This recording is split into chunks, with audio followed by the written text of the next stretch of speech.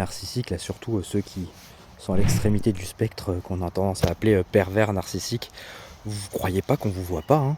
Tout le monde vous voit, hein. C'est pas parce qu'il y a quelqu'un qui est aussi narcissique, qui avait besoin de vous, a décidé d'ignorer les red flags au début de la relation, qu'elle n'avait pas conscience des red flags. Elle vous a bien vu. Vous êtes comme des enfants, vous savez, quand les enfants ils mettent leurs mains devant les yeux et qu'ils disent ah ça y est on est dans le noir. Et il y a des gens qui décident d'accepter de jouer à ce jeu, de dire oui ok si tu veux on peut jouer à cache-cache, ok t'as mis les mains devant les yeux, je te vois pas, parce que quand tu mets les mains devant les yeux tu vois plus rien, mais moi je te vois quand même. Et puis il y a ceux qui trouvent ça odieux, qui vont vous crier dessus, fait non mais arrête, t'es plus un gamin de 3 ans en train de jouer à cache-cache en se cachant les yeux, tu vois, mais tout le monde vous voit, d'accord? Gardez bien ça à l'esprit, tout le monde vous voit.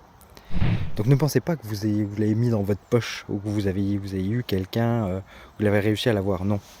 Si vous pensez que vous avez réussi à avoir quelqu'un, c'est parce que cette personne-là, elle avait aussi son intérêt d'une certaine manière, d'accord? N'oublie pas ça. Et si toi, tu t'es retrouvé à fréquenter un petit peu trop intimement et que tu as dû payer les conséquences, et bah c'était peut-être pour toi le temps d'apprendre à mettre tes limites et à t'aimer toi-même, et c'était pour l'autre l'occasion d'apprendre à aimer l'autre.